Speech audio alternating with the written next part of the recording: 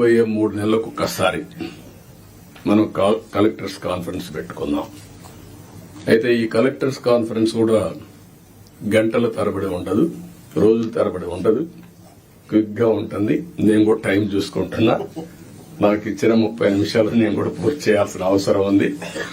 ఈ మధ్య మీరందరూ చూస్తూ ఉంటారు, నేను మీటింగ్కి వచ్చినప్పుడు అర్ధ గంట 45 నిమిషాలు 1 అవర్, మాక్సిమం పెద్ద మీటింగ్ ఉంటే 1.5 అవర్. ఒక్క నిమిషం లేట్ అయినా నేను లేచి వెళ్లిపోతున్నా. ప్రిపేర్ అయ్యి రాకపోతే వాళ్ళకే చెప్పేసి you are not up to the mark, మళ్లీ రమ్మంటున్నా. ఒక జవాబుదారీతనంతో పనిచేయాల్సిన అవసరం ఉంది. ఇక్కడ జీఎస్టీపీ మీరందరూ కూడా గుర్తుపెట్టుకోవాలి. కొన్ని శాఖలు రాష్ట్ర అభివృద్ధికి దోహదం చేస్తాయి. ఎక్కడైతే జీఎస్టీపీ రాష్ట్ర ఆదాయానికి కోరిలేషన్ ఉంటుంది, అభివృద్ది జరిగితే ఆదాయం వస్తుంది, ఆదాయం వస్తే సంక్షేమ కార్యక్రమాలు చేస్తాం. ఈ విషయాన్ని కూడా మీరు గుర్తుపెట్టుకోవాల్సిన అవసరం ఉంది. పబ్లిక్ సాటిస్ఫాక్షన్, అభివృద్దితోనే పబ్లిక్ సాటిస్ఫాక్షన్ ఉండదు. ఆ విషయం కూడా గుర్తుపెట్టుకోవాలి. అభివృద్ది చెయ్యాలి, ప్రజలకు మెచ్చే పాలన ఇవ్వాలి. అది ఒక ముఖ్యమంత్రో, ఒక డిప్యూటీ సీఎంఓ, ఒక మంత్రో కాదు. ఇక్కడి నుంచి లాస్ట్ మైల్లో ఉండే లాస్ట్ ఫంక్షనరీ కూడా, ఆర్ లాస్ట్ మైల్లో ఉండే పొలిటికల్ ఫంక్షనరీ కూడా ఈ ప్రభుత్వ ఇమేజ్ ని నిర్దేశిస్తారు. ఈ విషయం మీరు గుర్తుపెట్టుకోవాలి. అలాంటి అందరినీ కూడా ఒక ప్రాపర్ డైరెక్షన్ గాని, ఒకవేళ అవసరమైతే దారి తప్పినప్పుడు కంట్రోల్ చేయడం గాని చాలా అవసరం.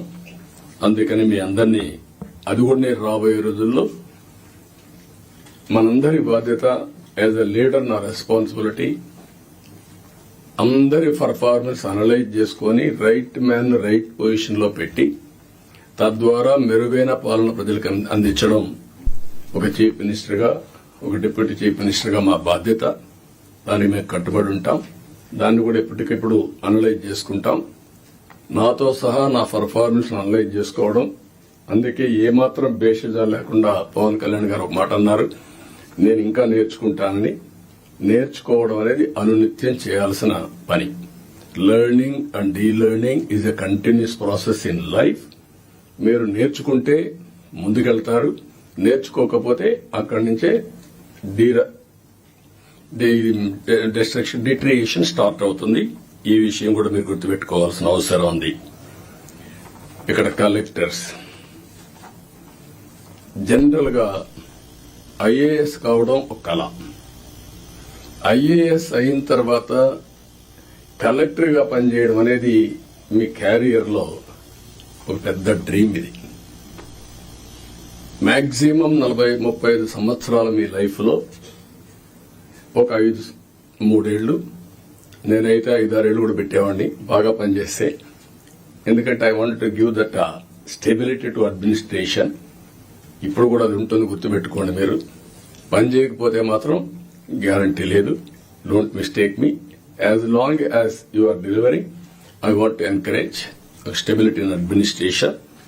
అదే సమయంలో ఈ 3 సంవత్సరాల నుంచి 5-6 సంవత్సరాల్లో మీరు చేసే పని, మీరు కలెక్టర్స్ గా ఉన్నప్పుడు మీ జీవితంలో మీకు ఎప్పుడూ గుర్తుండే ఒక బెస్ట్ డేస్. ఈ విషయం ఆల్ కలెక్టర్స్ గుర్తుపెట్టుకోవాలి.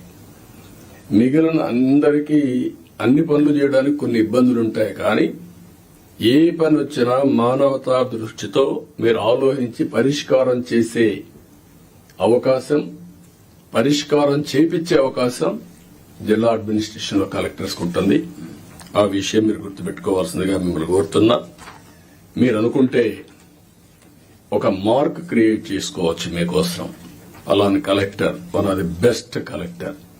ఇటీవల మేము ఎప్పుడు ఇలాంటి కలెక్టర్ని చూడలేదు అని ఒక మార్క్ క్రియేట్ చేసుకునే పరిస్థితి వస్తుంది. దానికి మీరందరూ కూడా ఈ రోజు నుంచి ఆ సంకల్పం చేయడమే కాకుండా దాన్ని సాధించడం కోసం పనిచేయాల్సిందిగా నేను మిమ్మల్ని కోరుతున్నా. రెండోది, నేను ముందే చెప్పాను, 2014 ఆ రోజు బైఫర్కేషన్ లో కొన్ని ఇబ్బందులు వచ్చాయి. కానీ ఆ బైఫర్కేషన్ నుంచి కంటే కూడా 2019-24 అడ్మినిస్ట్రేషన్ వల్ల చాలా నష్టపోయాం. ఈ రోజు మనం ఒకసారి చూస్తే 10 లక్షల కోట్ల రూపాయల అప్పులు, 7 వైట్ పేపర్స్ పబ్లిసైజ్ చేశాం. ఎక్కడ చూసినా ఒక అడ్మినిస్ట్రేషన్ అంటే, ఒక పరిపాలన అంటే సమస్యల్ని పరిష్కారం చేసి ప్రజలకు మెరుగైనటువంటి జీవన ప్రమాణాలు ఇవ్వాల్సిన అవసరం ఉంది. కానీ మొన్నే మీరు చూశారు ఎంత దారుణం అంటే, ఎక్కడికి పోయినా నేను పార్టీ ఆఫీస్కి వెళ్తే 3 గంటలు నాన్ స్టాపబుల్ పిటిషన్లు తీసుకుంటే ఒక 4,000 నుంచి 5,000 పిటిషన్లు వచ్చాయి.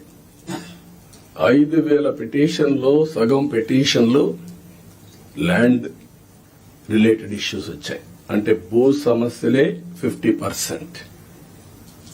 ఎవరు తప్పిది? ఎప్పుడు నా 14 సంవత్సరాల సర్వీసులో గాని ఇంత విధ్వంసం, ఇంత భూ కబ్జాలు, ఇంత 22A మిస్యూజ్ చేయడం ఎప్పుడు నేను చూడలేదు.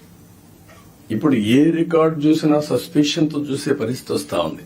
అంతవరకు వెళ్లిపోయే పరిస్థితి వచ్చింది. అందుకే ఫస్ట్ కేబినెట్ లోనే మేము ఏదైతే ల్యాండ్ టైటిలింగ్ యాక్ట్ ఉందో దాన్ని రద్దు చేశాం. సర్వేను కూడా హోల్డ్ లో పెట్టాం. ఆ సర్వే కూడా ఇప్పుడే రెవెన్యూ మినిస్టర్ చెప్పినట్టు ఎవడు ఊహించినటువంటి సర్వే రాళ్లు, దానికి కూడా Galaxy granite, one of the best granite.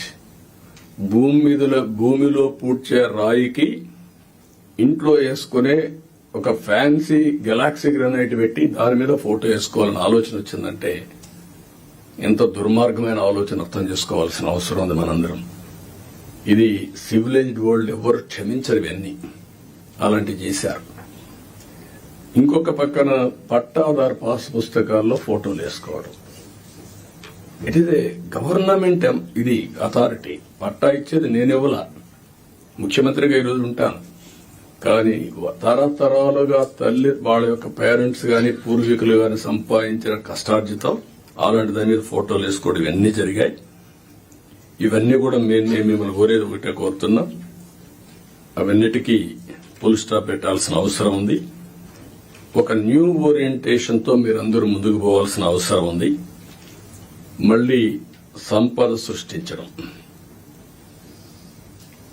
సంక్షేమాన్ని సిన్సియర్ గా అమలు చేయడం, ఇవన్నీ జరగాలంటే మళ్ళా వినూత్నంగా ఇప్పుడు డబ్బులు కూడా లేవు. నేను ఒకటే చెప్పాను, వినూత్నంగా ఆలోచించడం. నేను ఒరిజినల్గా మీకు జ్ఞాపకం చేస్తున్నా, ఒకప్పుడు రోడ్లకు డబ్బులుండేటివి కాదు. ఆ రోజు వినూత్నమైన ఆలోచనే BOT రిఫార్మ్స్ లో వచ్చినటువంటిది. అందులోనే public private partnership. Public private partnership different angles తీసుకెళ్లాం. Over a period of time develop చేశాం. ఇప్పుడు వైబిలిటీ గ్యాప్ ఫండింగ్ ఇచ్చే పరిస్థితి కూడా వచ్చాం.